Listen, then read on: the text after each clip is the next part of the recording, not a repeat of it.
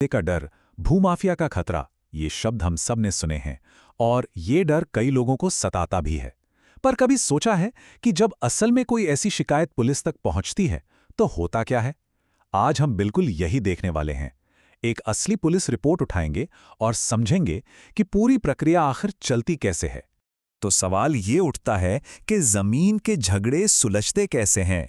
क्या हर मामला सीधे कोर्ट कचहरी की लंबी तारीखों में फंस जाता है या कोई और तरीका भी है? चलिए इसी सवाल का जवाब ढूंढते हैं। तो इसके लिए हम चलते हैं उत्तर प्रदेश। जिला है हरदोई और वहां का सांडी पुलिस स्टेशन। और हां, ये कोई मनगढ़ंत कहानी नहीं है। हम जो भी देखेंगे वो एक असली पुलिस रिकॉर्ड पर आधारित है, बिल्कुल रियल केस।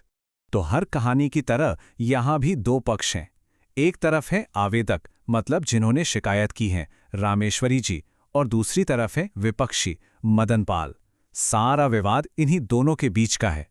अब देखिए, किसी भी कानूनी कार्रवाई का पहला स्टेप क्या होता है? सबसे जरूरी, शिकायत का कागज पर आना।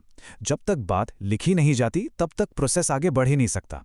तो देखते हैं कि इस केस में कागज पर क्या लिखा गया। ये रही वो असली पुलिस रिपोर्ट।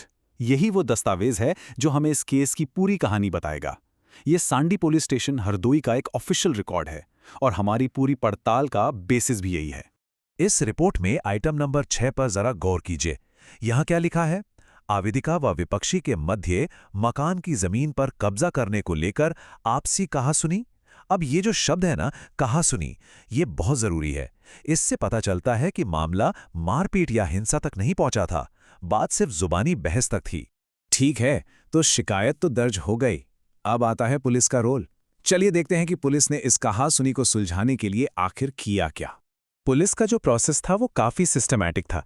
देखिए, सबसे पहले तो शिकायत दर्ज हुई। उसके बाद दोनों पार्टियों को, रामेश्वरी जी और मदन पाल, दोनों को थाने बुलाया गया। वहां पुलिस ने बीच बचाव किया और एक समझौता करवाया। और फिर आखिर में ये पक्का करने के लिए कि आगे भी शांति बनी रहे, कुछ कानूनी कदम उठाए गए। तो इस पूरी जांच पड़ताल का नतीजा क्या निकला? रिपोर्ट का आइटम नंबर 8 साफ साफ बताता है, दोनों पक्षों ने आपस में सुलह समझौता कर लिया है। मतलब पुलिस का जो पहला मकसद था कि मामला शांति से निपट जाए, वो पूरा हो गया। लेकिन रुकिए, कहानी यहां खत्म नहीं हुई। सिर्फ हाथ मिला लेना या समझौता कर लेना ही काफी नहीं होता। कानून की नजर में उसे पक्का करना भी जरूरी है, ताकि ये झगड़ा दोबारा से खड़ा ना हो जाए। रिपोर्ट में एक कानूनी सेक्शन का जिक्र है, धारा 126/135 3 BNSS। अब ये सुनने में थोड़ा मुश्किल लग सकता है, पर इसका मतलब बहुत सीधा सा है। ये कोई सजा नहीं है, बल्कि एक प्रिवेंटिव एक्शन है। मतलब पुलिस को जब लगता है कि भविष्य में शांति भंग हो सकती है, तो वो ये कदम उठाती है। इसका सीधा सा मकसद है दोनों पार्टियों को कानूनन शांति बनाए रखने के लिए बाइंड करना। और इस आखिरी कार्रवाई का सबूत कहाँ है? वो मिलता है थाने की जनरल डायरी, या जिसे जीडी कहते हैं, उसकी एस एंट्री में। इसमें एकदम साफ लिखा है कि दोनों पक्षों के खिलाफ प्रिवेंटिव एक्शन लेकर रिपोर्ट आगे बढ़ा दी गई है। तो सवाल यह है कि ये रिपोर्ट आखिर गई कहाँ? इसे भेजा गया उप जिलाधिकारी यानी एसडीएम के पास। अब ये उनकी जिम्मेदारी है कि वो इस मामले पर नजर रखें और ये सुनिश्चित करें कि दोनों ही पार्टियां समझौते को मान रही हैं। तो इस पूरे केस को समझने के बाद हम क्या सीख सकते हैं? चलिए, जो जरूरी बातें हैं, जो मेन टेकअवेज हैं, उन पर एक नजर डालते हैं। देखिए, इस केस से हमें 4 बड़ी बातें समझ आती हैं।